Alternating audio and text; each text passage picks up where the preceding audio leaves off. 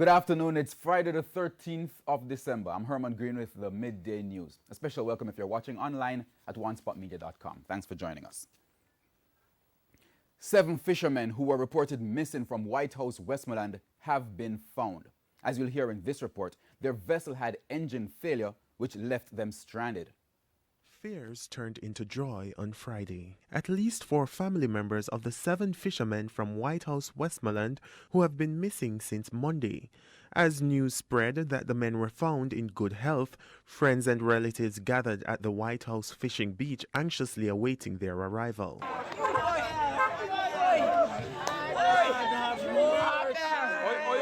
you feel? I'm feel all right. I'm glad them find them. Oh, God. Oh, God. Yes, man, I'm glad to know so they find them, man. I'm a fisherman myself, man. At 26 years of fishing final. But I get a little break now, but I have to give thanks to know, say, yeah, the man them fine.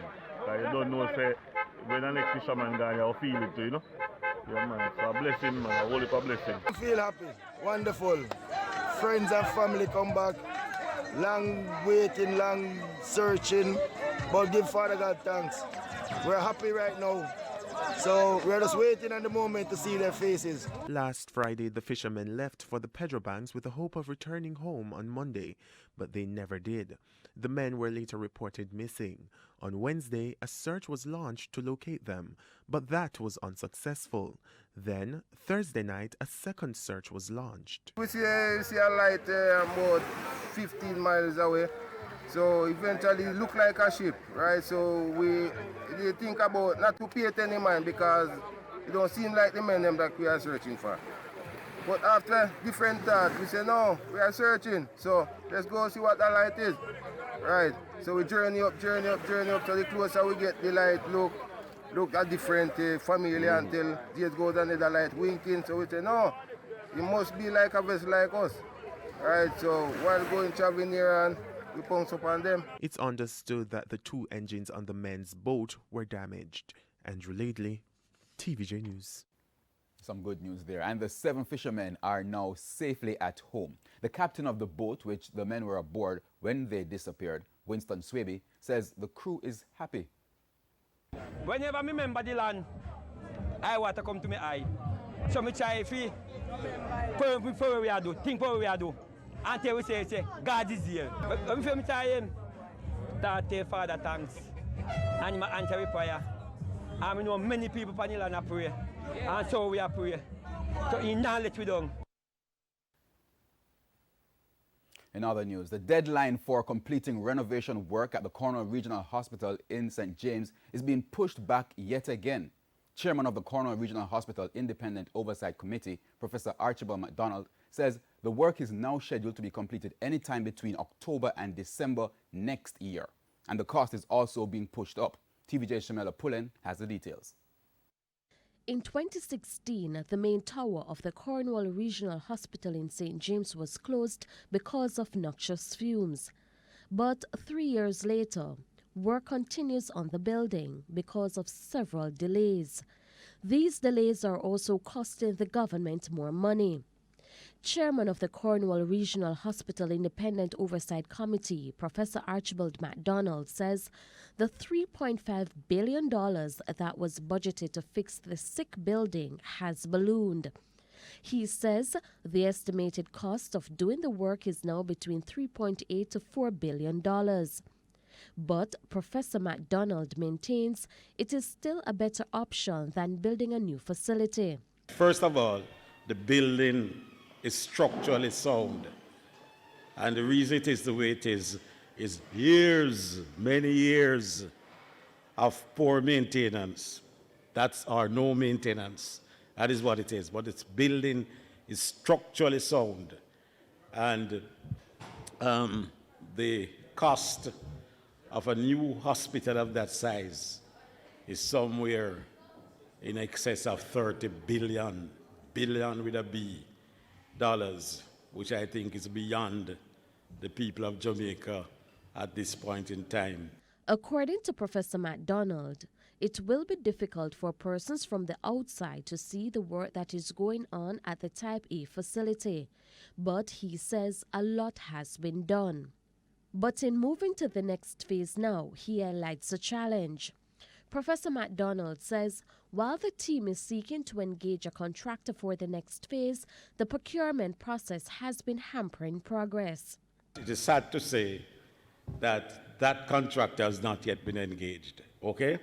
That is another challenge. Those of you who have heard me speak, those of you who heard me the first time around, those of you who heard me speak elsewhere, well, I am not afraid to say it, that the procurement guidelines of the government of Jamaica, the guidelines are onerous, and they are based on trust deficit. Meanwhile, Professor MacDonald says the hospital continues to offer most of its services. He says there are now 333 available beds at the hospital, which typically has 398 beds. In all the areas, I have it here, in every single area, in every single service, we are pretty close. I did a rough calculation, and we are pretty close. You look at patients registered in A&E, admissions, discharges, outpatient clinic, the deliveries, the number of day cases and elective surgery and emergency surgery, the number of cancer patients treated. We are in all the areas. The hospital is approximately 90% of where it was before the closure of the main tower. Professor MacDonald was speaking at a media briefing in St. James on Thursday. Shamela Pullen, TVJ News.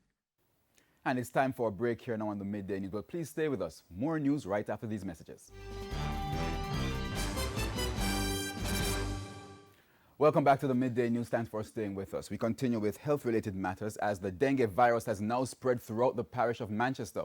Acting Medical Officer of Health for Manchester, Shawnette Blair Walters, told the monthly meeting of the Manchester Municipal Corporation on Thursday that when the dengue outbreak was first announced, most of the cases were concentrated in the northern section of the parish. But that has now changed. These cases are now widely distributed throughout the length and breadth of the parish of Manchester. We have been made aware of two suspected dengue-related deaths recently, but I'm unable to give much detail about these two deaths. They are currently under investigation and not yet confirmed. Health facilities in the parish have been coping with the increased demand for services, including for dengue cases. The focus is now more on increasing its public education campaigns. Recently, our public education has been focused on what is called cluster training, and this is to involve as many as possible the schools across the parish. This focus has been placed on the administrators, the ancillary staff, and we have sought to teach them in a practical manner how to search and destroy the different breeding sites. The government is seeking to improve the country's road infrastructure in a bid to maximize on its economic targets. Chief among them, the Montego Bay Bypass, which will be an easier link to the hub of business for its citizens and adjoining parishes. TVJ's O'Shane Masters reports. Work on the much-anticipated Montego Bay Bypass is slated to begin next year. It is in a bid to reduce the amount of traffic in the town centre of the parish capital. Speaking to members of the business community in St. James on Wednesday, National Security Minister and the Member of Parliament for North West St. James, Dr. Horace Chang, says the bypass will be a significant change for the transportation sector in Montego Bay. I approved on the last Monday in Cabinet for the Ministry of Economic Growth and Job Creation to begin the process of compulsory acquiring some 547 parcels of land in the track between here and Freeport. So that's where the roller track through. Some of those are homes, some is small plots, but there's 547 units we'll have to acquire, and there'll be some relocation of some residents involved. He says with the opening up of the bypass, it will create more economic benefits for Montego Bay and adjoining parishes. What will evolve in the next decade is that the entire urban coastline from Ocherus to Montego to Nig will be almost one urban center. The government is committed to ensuring that infrastructure is no longer delayed, as the Prime Minister announced, looking in what we call the next major project of road development, we intend to widen the road from Montego Bay to Old Rise to 4 lanes. Dr. Chang also noted that other road infrastructure projects are to come on stream, such as a Montego Bay to Falmouth bypass extending to Negril. Similarly, in the North Coast, as we go through the 4-lane highway, we look to bypass the Prairie and the runaway bays along the route. There's enough economic activity on the coastal townships now in both tourism and services to maintain a dynamic urban center without having the road to pass through. And your road can go through smoothly, providing quick access all along the North Coast. O'Shane Masters, TVJ News. The RJR Gleaner Group, of which Television Jamaica is a member, has taken note of today's judgment in the action brought by St. James councillors Michael Troop and Sylvan Reid. The court this morning awarded Mr. Troop $11 million and Mr. Reid $8.5 million as compensation in a libel suit. Television Jamaica, CVM Television, the Attorney General, former Police Commissioner Owen Ellington, and Superintendent Leon Clunis were the defendants in the case. The court also awarded Mr. Reid $1 million for false imprisonment. The management of Television Jamaica has advised that it will appeal the judgment. The company states emphatically that our newsroom reported faithfully and accurately the information provided by an authoritative source, the police, and also as events unfolded. We fulfill the key journalistic principles, and on that basis, we must appeal the judgment. The police are reporting a 70% clear-up rate for murders in Portland this year. Head of the Portland Police, Superintendent Dwayne Wellington, yesterday disclosed that between January 1 and December 7, 10 cases of homicide were reported in the parish.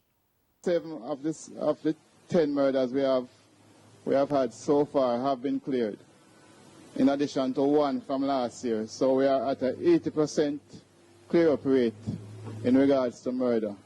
It is sad to say that we recorded another murder last week, Wednesday, which was the eve of my birthday, Mr. Mayor, in the White River area of Buff Bay. This took us to number 10. It is still early days yet. It's the murder of Aldane McDonald O.C. Stein, 30 years old, unemployed of White River, Buff Bay. He was speaking during the monthly meeting of the Portland Municipal Corporation. Taxi operators who terminate their route in Morant Bay, St. Thomas are upset with the decision from the police traffic department to stop them from parking along Queen Street in the parish capital. We have the details in this report. The operators who are now parking at the Hope Road Transport Center and the Church Street Municipal Transportation Center say they are at a disadvantage as commuters are not willing to use the centers due to the distance away from the town. We need the help and the support from the police them, because some cannot use Hope Road and some are use Queen Street. Yesterday I tell us I'm even just 2,000 out of gas, hardly could have paid for it, because I have to stay down on Hope Road and the man just run through Queen Street and pick up and gone. It really unfair. That part is unfair. So if we are comply by the rule, we could comply by the rule. And if the police do their work, we could do the work fairly. Can't come and work no money at daytime, because we have insurance to pay. Most of it are just carry them, and so I see a couple red plate on record this morning. In the meantime, head of the St. Thomas Police Division, Superintendent Marlene Wilson Christie, told TVJ News that despite the complaints from the taxi operators, the police will continue to carry out their operations in order to maintain law and order. They were directed to go to the designated location that they're supposed to pick up and drop off persons. Most of them agreed, and we also told them that anyone found in the town picking up or dropping off will be prosecuted.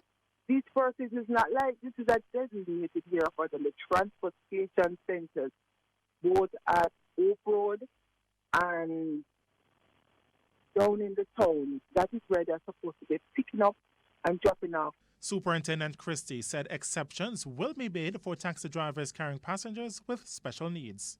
If they are taking elderly, pregnant lady, or somebody who is sick, or even a child, we consider that they may have to come up in the town to drop off that individual or person. So there are times when the police have to use this discretion based on the location. A total of 11 vehicles have already been seized for running afoul of the law. O'Shane Masters, TVJ News. And that wraps up the Midday News. I'm Herman Green. Please join us at 7 for the primetime news package. On behalf of the News, Sports and Production teams, good afternoon.